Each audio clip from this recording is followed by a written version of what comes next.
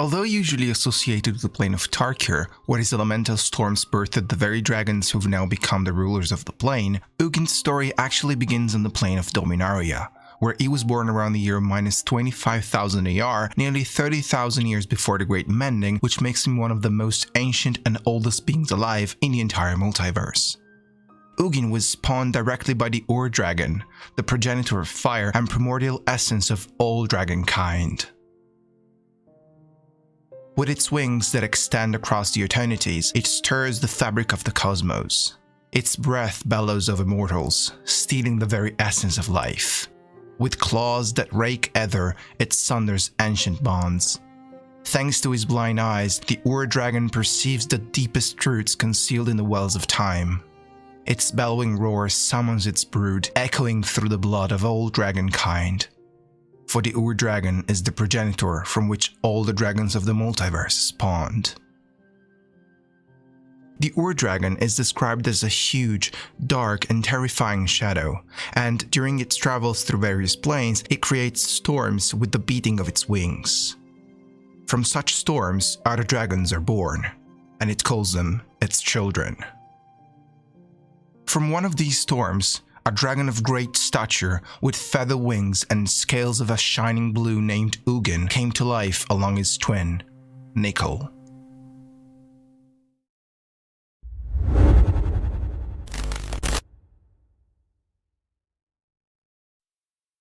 Where in every other egg there was only one, Ugin and Nicol woke together. They named themselves together and touched the soil of Dominaria for the first time at the same instant. Both of them were only half the size of their siblings, and since their very youth, the impulses and drives that moved the two brothers were opposite and incompatible. When they witnessed their sister Miravia Sol being attacked and killed by a tribe of the first humanoids and their dogs, Nicol was only interested in rescue and avenge her, while Ugin was far more pressed to rejoin their other siblings and seek more knowledge about this world and who inhabited it. Upon climbing a mountain, Ugin expressed wonder at the vastness of the multiverse, while Nicol sought to become stronger, not to die like their fallen sister. After their other sister, Palladium Morse, mocked their size and hunting techniques, the twins spent years owning and perfecting several methods to hunt in tandem. For a few years then, they lived with Arcade Sabbath, who had taken up residence as Dragonlord commander of a humanoid settlement. It was here that Nicol first came in touch and learned about the nature of humans, and how easily their desires and ambitions could be manipulated. Meanwhile, Ugin made friends with an Oli elder named Te Yuki, whose sole purpose in life was to seek that which cannot be seen. Te Yuki became Ugin's mentor, and through her lessons, the young dragon learned about the existence of other planes. His twin Nicol, instead, had no patience at all for Te Yuki's lessons. After several years, Bolas had had enough of humans, and he took Ugin on a journey to seek revenge for their sister's murder. On their way to the Birth Mountain, however, the two were ambushed and Ugin was wounded and poisoned by human tribes that, in the meantime, had evolved into lethal dragon hunters. Nicol easily wiped out their enemies and tended to Ugin in his recovery. After that, Ugin witnessed his twin warping the minds of the men who had attacked them, manipulating them into a quarrel between several factions and taking over as their supreme leader. Slowly, Ugin began to realize that avenging Miravia Sol was no longer Nicol's true aim. Bolas was only interested in power, and he had never truly cared for anything or anyone else besides that. The mental shock and sense of betrayal coming from this realization was too much to bear, even for Ugin.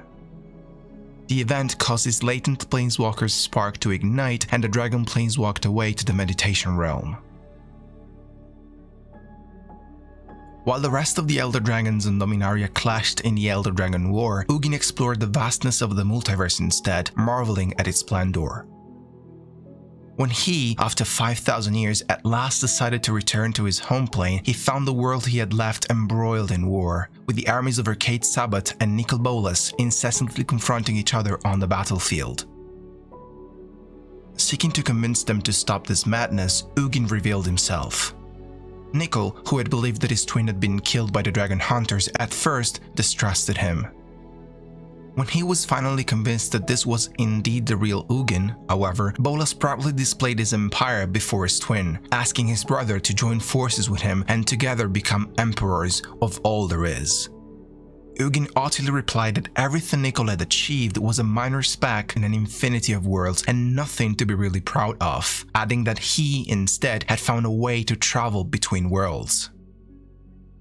Nicol angrily demanded from Ugin to be shown how to planeswalk, and when Ugin couldn't show that to him, Bolas suspected that his twin had just been hiding somewhere on Dominaria for all this time, plotting against him.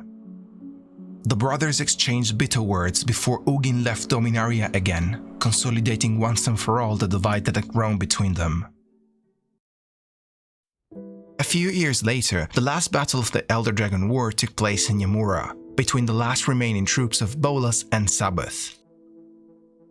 After entire weeks of conflict, Nicol was beginning to get the upper hand, and only the unexpected intervention of Ugin himself prevented the ultimate defeat of Sabbath.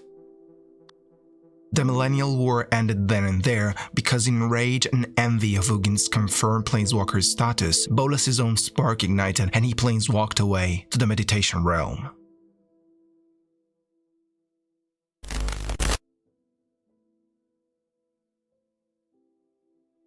Thousands of years after Nicol's ignition, the two planeswalking brothers confronted each other once again on the Meditation Realm. First above the wide silvery waters of the plane, and then on a wild pummeling path through the plains of the world. They struggled for days, years, generations. Realizing that he couldn't match Bolas' savage hatred for much longer, Ugin returned to the Meditation Realm and let his brother mortally wound him. As the body of Ugin fell into the plane's pools, the ripples created an explosion of power that fractured the very surface of the plane, casting Bolas back into the blind eternities. Bolas was flung through many planes before he fell back onto Dominaria, over the archipelago of Madara. After this confrontation, the Meditation Realm became a wilderness of rock, barren and wrecked, all its serenity and magic drained away. A very long stretch of time later, however, the plane began to repair itself. In eerie silence, the realm slowly reformed with its magic-infused silvery waters. When the waters ceased rising, they grew still, and in that still became a mirror, waiting for the reflection of Ugin. The dragon inhaled, pulling the waters into himself. The waters curled and frothed into every crevice and wrinkle and scale and indentation until his horns sparkled and his claws gleamed and his eyes shone with magic. The dragon was reborn. His spirit inhabiting a new body formed out of the Meditation Realm's water as he now floated above a renewed dry seabed beneath a luminous sky. Instantly, the newly born spirit dragon had found his purpose: to protect the multiverse from interplanar threats the likes of his twin Nicol, whose blind hatred and anger would destroy entire planes if left unchecked. Soon after Ugin left the plane then, the restoration process started anew.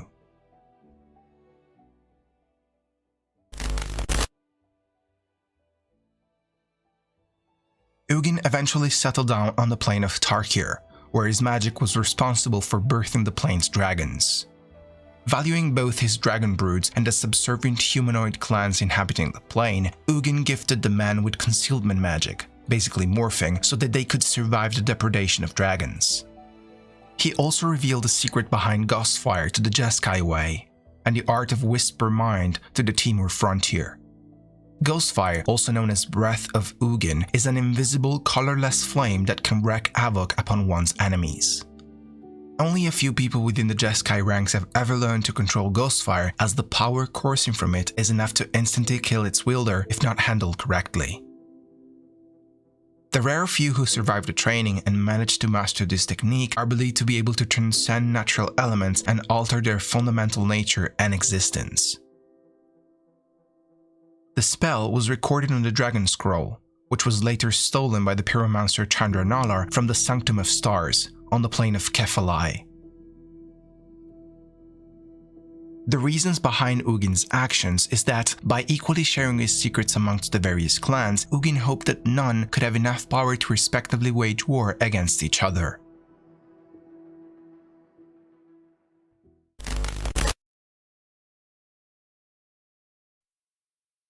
The multiverse has countless secrets, even for those beings called Planeswalkers who have come to understand its multiplanar structure and functioning. The greatest and darkest of these secrets is perhaps that of the Eldrazi. The Eldrazi are a race of interplanar beings that once traveled from plane to plane through the Ether.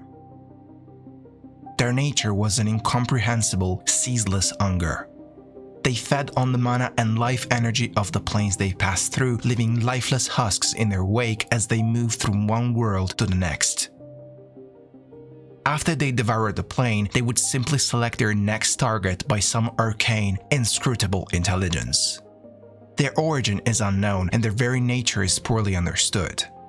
If they had thoughts or goals behind simply feeding, no one ever knew, as their minds are utterly inscrutable. Even their magic transcends the categories of spells and classifications of mana and recognizes no distinction between the mana of one land and that of another. In all, 3 monstrous Eldrazi titans have feasted on the multiverse in aeons past. Their names are Ulamog, Kozilek, and Emrakul. No one can say for sure whether more titans exist somewhere in the vast multiverse, but these 3 alone have enough power among them to threaten countless planes.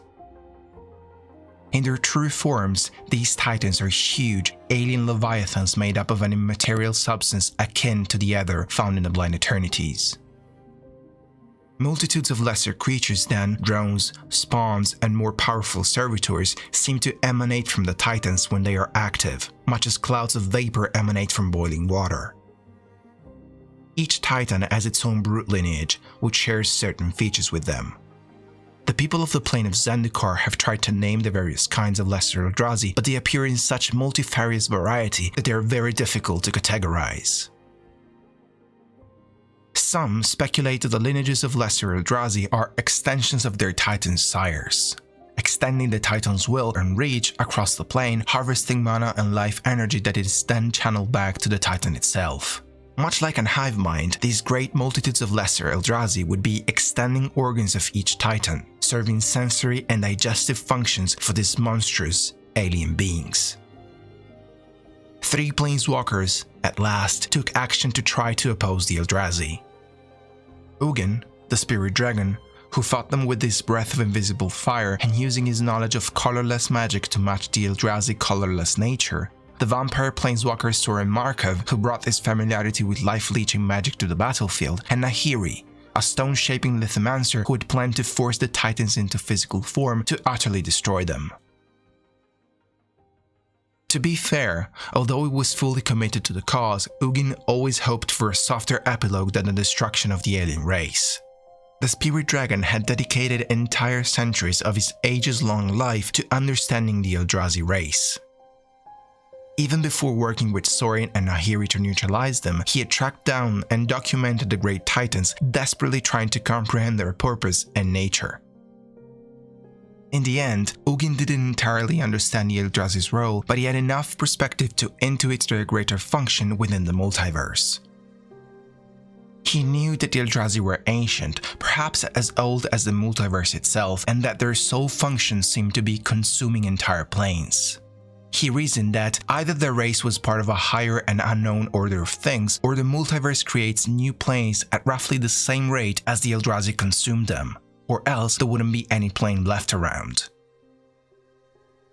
For these reasons, it's always believed that forever imprisoning or killing the titans before their natural life cycle is complete might have unforeseen and terrible consequences for the entire multiverse.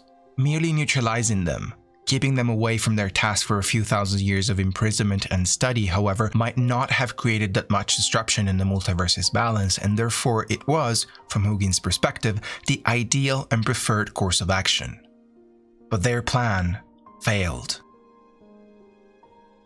The Eldrazi were too immense, too alien, and too powerful to defeat. Presented with the monstrous powers and unspeakable horrors of the Titans and their offsprings, Ugin and his companions were forced to consider a different, desperate course of action. They figured that, although they couldn't kill the Eldrazi, they could imprison the astral abominations on a single plane, cutting them off from the blind eternities, thus preserving the rest of the multiverse from their unstoppable fury. The world they'd choose would be in danger of utter destruction by the ravening Eldrazi, but the Planeswalkers decided that the risk would be worth the salvation of all other planes. So, they found a plane with lush ecosystems and uniquely dynamic mana, an irresistible lure for the Eldrazi's insatiable hunger. Over Nahiri's objections, they settled on her home plane, Zendikar. The trio then set to work to trap the three Eldrazi monstrosities Emrakul, Ulamog, and Kozilek on the plane. Sorin directed the Eldrazi's appetite towards the plane, luring them with its fierce energy. The invisible breath of the spirit dragon Ugin blunted the Eldrazi's counterattacks, and he used special colorless magic to bind them to the world. Nahiri instead constructed a massive network of stone diamonds called Hedrons, whose powers would form the bars of a worldwide prison, forever preventing the Eldrazi from leaving. The trap worked. The three Titans manifested in their physical form on Zendikar. They became confined by the magic of the Hedron's network, and thanks to the magic of the imprisonment spell, they sank into harmless dormancy. The Planeswalkers concentrated the power of their spell and the nexus point of the Hedron networks in an underground chamber called the Eye of Ugin. The Eye was located beneath the mountains of Akum, and the cavernous vault held a great glowing Hedron linked to all others. Activating the Hedrons required the efforts of all three Planeswalkers, including the invisible Ghostfire Breath of Ugin. Until all of these elements, the three Planeswalkers and the Ghostfire, were present once more in the chamber, the prison could not be unsealed. Their mission completed, the Planeswalkers disbanded. Sorin and Ugin left Zendikar, while Nahiri remained on her home plane to keep watch over the prison. Ugin's preparation had been thorough. He had worked out a way to trap the Eldrazi using a carefully shaped network of ley lines and magical nodes, channeling and focusing the flow of mana through the land. What he needed was someone to build it. Nahiri was very good at building things. It took 40 years of near-constant work. One by one, she had pulled carefully crafted stone shapes out of the earth. Hedrons, Ugin had called them, and the name had stuck. She filled the skies of Zendikar with stone, and Ugin hatched them with draconic runes that held them in the air and would bind the Eldrazi to this place. The Hedrons were lure as well as trap, sending out pulses of magical energy that drew the Eldrazi like the scent of blood draws sharks. Slowly, ponderously, and Sorin reported, ignoring other words along their way, the Eldrazi approached Zendikar. When the Eldrazi came, Zendikar was as ready as any other world had ever been. One Eldrazi Titan in the distance had been monstrous, an abomination. Three together, seen up close, were an impossibility. The Titans were hideously, mindlessly making their inexorable way to the nexus of the Hedron network, the source of the call that had pulled them there, the Eye of the Storm. Nahiri, in the meantime, was waiting for them in the underground chamber that she and Sorin had named the Eye of Ugin. There was a rush of mana, and then Sorin and Ugin were standing by her side. The earth shook, the crystalline walls of the eye singing in sympathetic vibration. "They are in position," Ugin said, and the three Planeswalkers focused their tremendous power on a single point, a nexus stone linked to every other Hedron by invisible lines of force and mana. Every single Hedron on the plane glowed as they shifted into new positions. The network was taking its final shape. Then, it was done. The three Planeswalkers sealed the chamber with a mystical lock, one that could only be opened by three Planeswalkers wielding the power of the Ghostfire, and made their way towards the half-ruined surface. Looming above the highlands of Akum, the three Eldrazi titans stood petrified, surrounded by a web of floating hadrons. Zendikar had survived, ravaged but whole, and its people would learn to live in the shadows of the hadrons.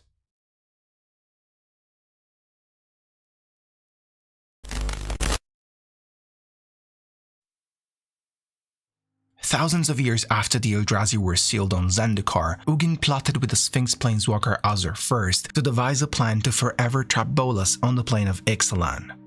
Much like the Hadron's Cage on the plane of Zendikar if you really think about it, I guess Ugin has a thing for trapping enemies, but anyway, let's move on. Azure first came to the point of sacrificing his own Planeswalker Spark to create the Immortal Sun, a mighty artifact that would prevent Bolas from leaving the plane of Ixalan while Ugin erased him from existence. Before the trap could be sprung, though, Bolas struck his twin to Tarkir and attacked him first. The two dragons waged a titanic battle in the skies over Tarkir for hours, but in the end, Nicol Bolas was simply too powerful.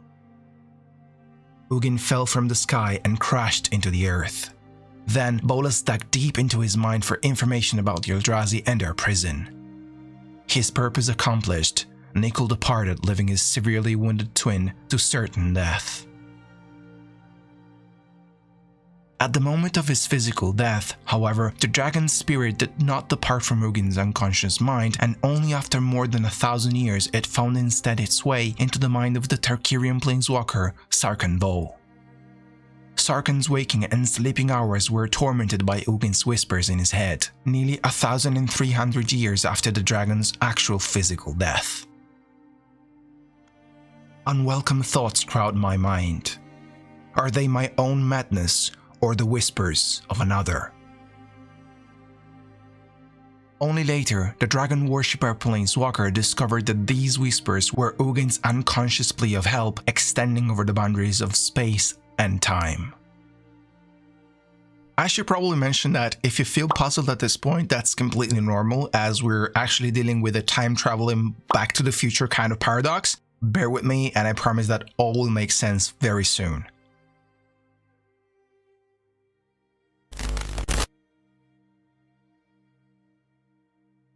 After having been tormented by the whisperings of Ugin's spirit in his head across the multiverse, Sarkhan was drawn back to his home plane of Tarkir. There, he was able to travel back in time 1,208 years to the past using Ugin's Nexus, which was a spiritual nexus surrounding what remained of Ugin's bones. The mystical power of the Nexus transported Sarkhan back in time to the moment just prior to the battle of the two draconic twins. Then, Sarkhan witnessed the fall of Ugin at the hands of Bolas. He watched as Nicol left Tarkir, certain that Ugin was about to breathe his last. But then, the half-dragon planeswalker entombed the still-living Ugin in a cocoon made of hadrons to preserve his last bits of life while he ever so slowly regained his strength, thereby altering the fate of the entire plane.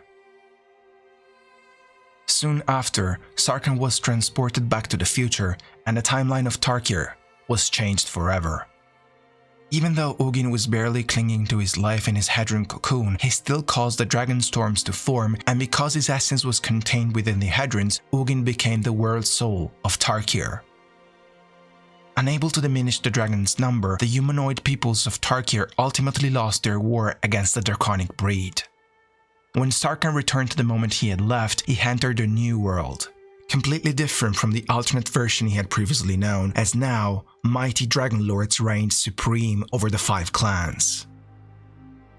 Sarkhan was restored to soundness of mind, and he rejoiced in a world now filled with the dragons that he loved above all other creatures. Our world of Tarkir was once a tomb. A graveyard for dragons, hunted and killed by the ancient Khans. But I was given a chance to change Tarkir's fate. I traveled back before the dragons died, and tipped the scales of history.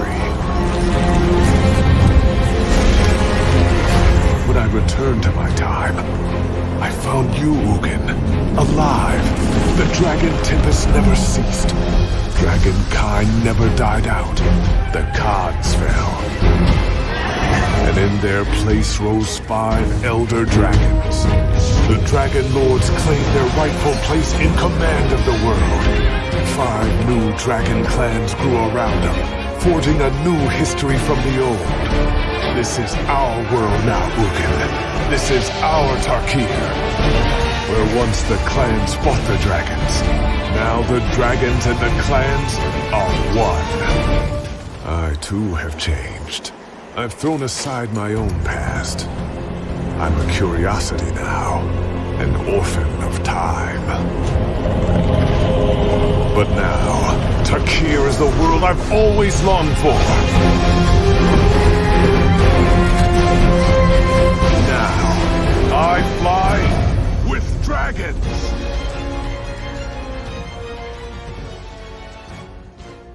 And this is the world that Sorin Marka would visit soon after, looking for Ugin. This is the contemporary version of the world that has forever supplanted an alternate, dragonless one, where the 5 clans of Tarkir would rule supreme over the land and the draconic breed would have gone extinct. That timeline is now forever lost within the depths of the multiverse's intricacies. An empty and forgotten husk of a timeline that never was and never again will be.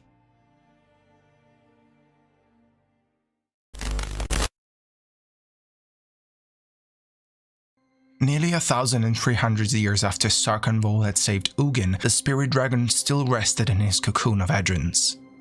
One day, Sorin Markov arrived on Tarkir and, hated by the enthralled warrior on the plain, the vampire made his way to Ugin's resting place.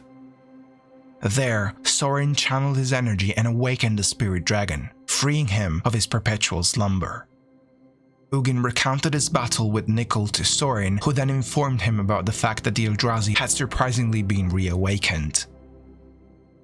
A shocked Ugin immediately inquired about Nahiri's whereabouts, stating that they would need her help to fight the Eldrazi once again by rebuilding the Hedron network that had kept them prisoners before. Realizing that something had happened between Sorin and Nahiri during his slumber, Ugin warned him to put aside whatever spat had occurred between them, urging the vampire to find her. He then thanked Sorin for his assistance, saying that they'd meet again on Zendikar, and Nahiri had better be with him. Sometime later, Ugin met Sarkhan, who had arrived on the plain looking for answers. The spirit dragon, in the meantime, had been studying Tarkir's new history through the various carvings around the canyon which he had awoken. The dragon eventually questioned Sarkhan on his previous actions and on how an Hedron from the Eye of Ugin on Zendikar had arrived on Tarkir. Sarkhan informed Ugin of what had happened in the past few years, and as Ugin had no memory of an alternate timeline and a role that his spiritual echo had played in it, he theorized that Sarkhan now had created a time paradox of sorts. In this new timeline, Sarkhan had never been born, nor had he served with the Mardu clan. The half-dragon Planeswalker had somehow appeared from nowhere, traveling through time and space, and had saved Ugin's life before reappearing again 1,000 years later. Understanding this, Sarkhan made his peace with Ugin and left, while the spirit dragon moved towards the plane of Zendikar.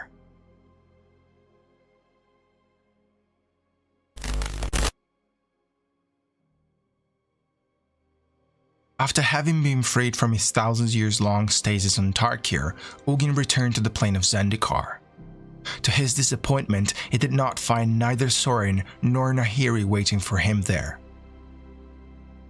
So he started to rebuild the Eye of Ugin and the Hedron network alone. When the human planeswalker Jace Beleren arrived on the plane on behalf of Gideon Jura to investigate the nature of the anomalous floating stones of Zendikar as well as their connection to the ley lines of the plane, the spirit dragon revealed to the mage the real function of the Hedrons and how the network might be used again to trap the Eldrazi titans on the plane. Jace listened to Ugin's directions, but although the spirit dragon warned the blue planeswalker not to destroy the Eldrazi titans for the sake of the multiverse as a whole, Jace immediately began to think about how the information he had received could serve as a first step in killing the monstrous titans. Deliberately ignoring Ugin's warnings, Jace left the Eye and made his way back to Seagate to pass on this precious information on to Gideon, who used them to kill 2 out of the 3 titans with the help of his companions. After the newly formed Gatewatch destroyed Ulamog and Kozilek, Ugin harshly berated them for killing the ancient creatures instead of trapping them once more, fearing dire consequences for the entire multiverse.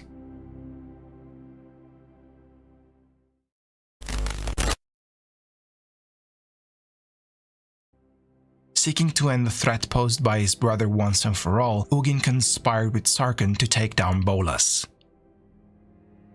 Sarkhan aided the Spirit Dragon in bypassing the control words that Bolas had placed to protect the meditation realm from intruders, which enabled Ugin to quickly regain control over the plane. This also unexpectedly allowed Ugin to see through the metaphysical spirit gem that Bolas used to wear between his horns, effectively giving Ugin a way to effortlessly spy on his brother without any chance of being noticed. This was made possible by the fact that the mysterious artifact worn by Bolas was metaphysically tied to both Ugin himself and the meditation realm, as Bolas had taken it from Ugin's essence after killing him there. Upon learning that Bolas's plans revolved around trapping as many planeswalkers as possible on the plane of Ravnica to complete the Elder spell during the War of the Sparks, Ugin allied with the Ravnican dragon Niv-Mizzet, founder of the Izzet League on Ravnica. If you wish to know more about the Elder spell and the War of the Sparks and how it played out, I suggest you to check both my Liliana and Rashka Complete History videos, where you'll find entire sections dedicated to this. Going back to Ugin and Niv, the two dragons came up with a contingency plan to resurrect Mizzet in the unfortunate event of his death during the conflict. Niv stored his consciousness inside of a magical device that could house a sort of backup of his mind and soul for up to a century. When during the conflict Bolas ruthlessly killed Niv, as it was expected, Ugin sent Sarkhan to retrieve the device and bring it to the meditation realm, where he could keep it safe until Ravnica's guild leaders performed the ritual to bring Niv back to life. After that, Ugin sent Sarkhan to the plane of Amonkhet to retrieve the mighty spear of the god of Seal, Azaret. This spear was a truly unique weapon, as it had been created by Bolas himself, and as such, it was infused with the dragon's energy. This made Azaret's spear one of the few weapons in the multiverse capable of actually harming Bolas. As it was planned by the Spirit Dragon, the spear wound up in the hands of the newly resurrected Niv-Mizzet, who, during the last act of the War of the Sparks, used it to stab Bolas in the back, impaling him. This then bought enough time for the god Eternal Bontu to deliver the final blow against Bolas, biting his forearm and harvesting all of the sparks that the Elder Dragon had consumed up to that point, as well as his own innate spark. After Bolas's defeat, Ugin took his brother's body to the meditation realm to prevent him from coming back to life on Ravnica. To prevent anyone from following him, Ugin had Jace conjure up an illusion to conceal his presence from everyone, making them believe that Bolas's corpse had disintegrated instead.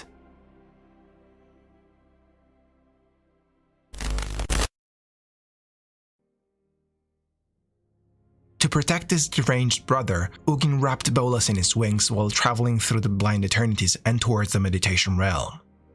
Despite this protection, and even though Bolas was an Elder Dragon and a former Planeswalker, the journey to the meditation realm ended up causing even more damage to Bolas's body, stripping away the scales off his side. Nevertheless, Bolas survived, although it took him weeks to regain consciousness and months to start recovering. Upon awakening, Bolas found himself utterly and completely powerless, unable to planeswalk or even to use the simplest of spells. Furthermore, Ugin had stripped away his names from him, preventing anyone from being able to summon him. To add insult to injury, Ugin proceeded to explain in details how he had managed to outmaneuver his brother, revealing how he had worked with Sarkhan and Niv-Mizzet to orchestrate Bolas's defeat. The Spirit Dragon then expanded himself throughout the plane, revealing that he'd merged his essence with the soul of the meditation realm. He had also sealed the plane off the rest of the multiverse, preventing anyone, including himself, from being able to enter or leave it ever again. Then, Ugin told Bolas how he'd keep watch over him, ensuring that he couldn't bring any more harm to the multiverse until Bolas's natural death in thousands of years.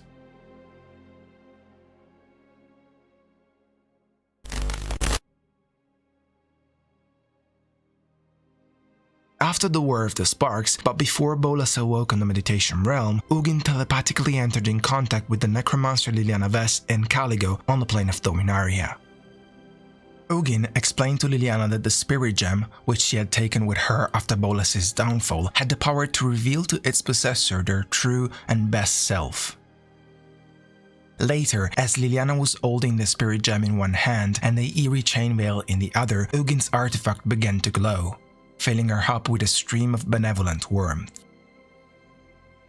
As the Spirit Gem began disappearing from Liliana's hand then, she dropped the chain veil which had tormented her for centuries, finally giving it up and commencing her path of redemption. The disappeared gem's location is currently unknown, although it has presumably returned to its rightful owner in the Meditation Realm.